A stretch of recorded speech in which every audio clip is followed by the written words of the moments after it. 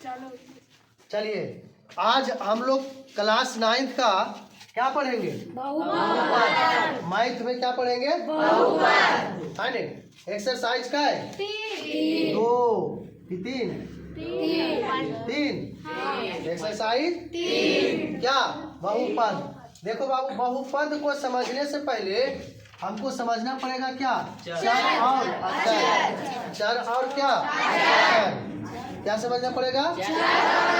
चर और अचर।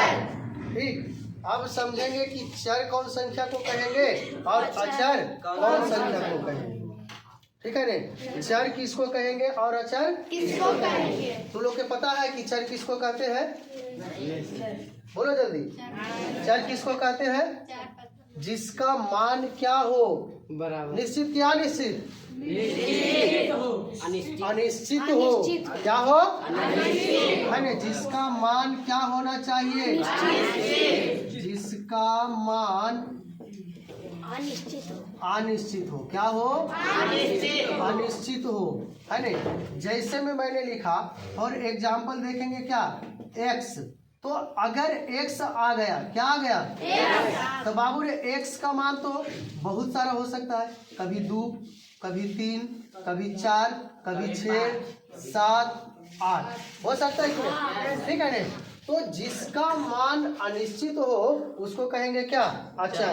चर क्या कहेंगे? चर। चर पर हम क्या पढ़ा रहे? चर। तो जिसका मान अनिश्चित हो उसको क्या कहेंगे? चर। और बहुपद में एक चीज याद रखना कि जितने भी संकेत होगा, क्या होगा? संकेत। संकेत कहे के मतलब कि ABCD बोला, ABCD XYZ जितना भी होगा सब क्या होगा?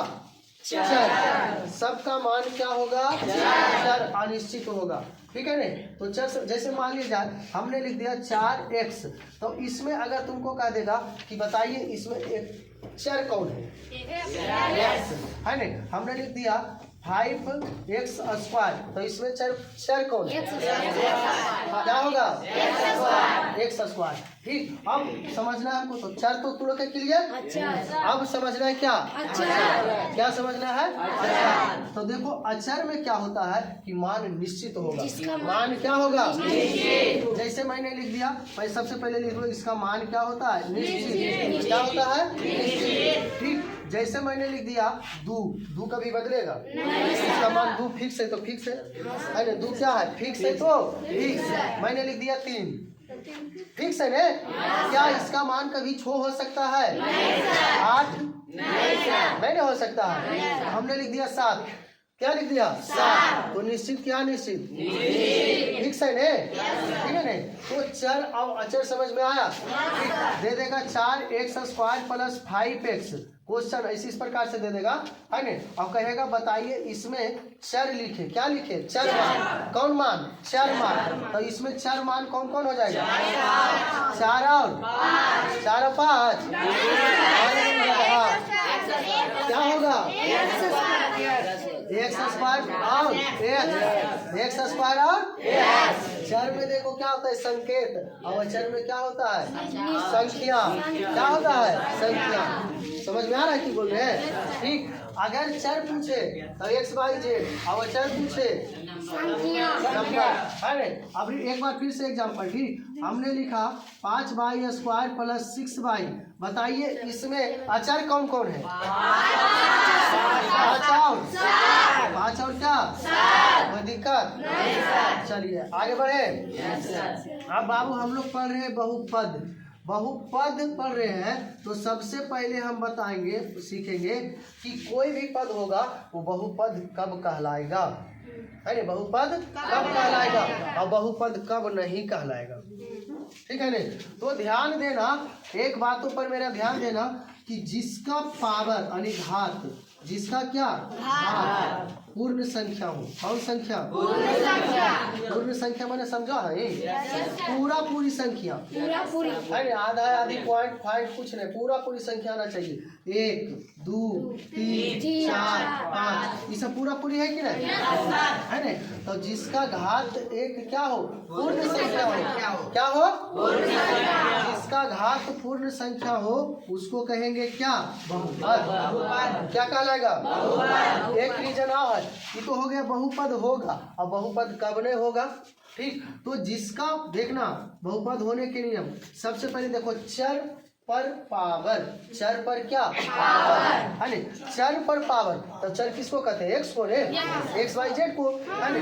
तो चर पर पावर क्या नहीं होना चाहिए, माइनस में, बटा में है ना, और रूट में, ये सब नहीं होना चाहिए है ना। बहुपद होने के लिए पावर, जो चर का पावर होता है ना, पावर है ना, वो कभी माइनस में ना होना चाहिए, बटा में नहीं होना चाहिए, और रूट में होना चाहिए। समझ में आया, नहीं होना चाहिए, नहीं होना चाहिए। हाँ ठीक, देखो नियम क्या है, माइनस में नहीं होना चाहिए पावर, बटा में नहीं होना चाहिए पावर, और रूट में नहीं होना चाहिए। अब तू लोग से सवाल करते हैं, ठीक है ना, कि एग्जाम्पल में एक्स स्क्वायर प्लस 2x बहुपद है या नहीं है, है ना रे, काहे कि इसका पावर देख पूरा पूरी है ना पूरा, तो ये बहुपद है। ये वाला दूसरा क्यों नहीं है, इसका पर भी तो पावर एक है, कुछ नहीं तो पावर का है, और वो भी प्लस में है, रूट में भी नहीं है, बटा में भी नहीं है, तो होगा कि नहीं, नहीं है, क्योंकि चर का मान यहाँ क्या है, बटा में है, भी बहुपद नहीं है, ये है बहुपद नहीं है। ये समझ में आया इतना दूर, बहुपद चुनने दे देगा, चुन देगा पक्का। अच्छा तो एक एग्जांपल हम फिर से देखते हैं, x square plus 3x plus 2y बहुपद है कि नहीं है ना। 5 under root X plus 2x plus 3 बहुपद है कि नहीं है, कोई दिक्कत, बहुपद छाट लेगा कि नहीं, छाट लेगा ने। देख बाबू अब पढ़ेंगे बहुपद के प्रकार, क्या पढ़ेंगे, बहुपद के प्रकार। तो सबसे पहले बहुपद को घात के आधार पर, घात यानी पावर, घात यानी पावर, तो घात के आधार पर पढ़ेंगे, ठीक है ना। पहला में हम लोग जिसका घात अगर एक आ जाए, घात क्या आ जाए, है ना, घात यानी क्या कहेंगे, पावर, ठीक। तो घात एक आ जाए, क्या आ जाए, एक। घात अगर एक आ जाएगा तो इसको बोलेंगे रैखिक बहुपद। कौन बहुपद, रैखिक बहुपद। जिसका घात एक उसको क्या, रैखिक बहुपद, या तो एक घातीय बहुपद है ना, रैखिक बहुपद या एक घातीय बहुपद, एक घातीय बहुपद बोलेंगे ने, है ना, एक घातीय बहुपद। जैसे मैंने उधर कट रहा है, चलिए रैखिक बहुपद या तो एक घातीय बहुपद, क्या एक घातीय बहुपद बोलेंगे कि नहीं बोलेंगे, बोलेंगे ने। फिर इसका हम एक घातीय, ठीक तो है, एक घातीय बहुपद, ठीक। इसका एग्जाम्पल अगर लेना चाहेंगे तो हम लिखेंगे 2x प्लस 4 लिखेंगे कि नहीं, क्योंकि इसका मतलब पर पावर क्या होना चाहिए, तभी नहीं होगा ये घातीय। चलिए एक चोटी तो एक घातीय, माथा में एक चोटी तो कई घातीय, और अगर माथा में 2 चोटी तो 2 घातीय है ना। अब 2 चोटी से ज्यादा बनू है, लेकिन यहाँ बनेगा, ठीक है ना। चलिए आइए ध्यान दीजिए। अब दूसरा है ना, घात एक रहने पर क्या कहलाएगा, रैखिक बहुपद या एक घातीय बहुपद। अब दूसरा में अगर घात 2 हो, घात कै हो, घात क्या हो, 2, तो ये क्या कहलाएगा बाबू, द्विघातीय बहुपद, द्विघातीय बहुपद। इसका एग्जाम्पल हम लोग लेंगे 5y square plus 3y plus 2 अगर है तो इसका घात क्या है, 2। और कभी कभी क्वेश्चन अभी फंसा देगा, यहाँ पर 3 दे देगा, क्या दे देगा, 3, तो ये कई घाती हो जाएगा, 3 घाती है ना, कौन घाती है। इस स्थिति में बड़का पावर को देखेंगे, बड़का घात को, ठीक है ना। लेकिन यहाँ पर तो 2 घाती है ना। एक और लेके चलते हैं, अगर घात 3 हो, घात कै हो, घात 3 हो, तो ये जानता है क्या कहलाएगा? त्रिघातीय। क्या कहलाएगा? त्रिघातीय बहुपद। अब इसी प्रकार से तुमको दे दे मथुआ पर पावर 4 तो 4 घातीय, पावर 5 तो 5 घातीय, पावर 6 तो 2 घातीय। उतना बड़ा नहीं देता है, ठीक है ने? यहाँ तक क्लियर? यहाँ तक क्लियर हुआ?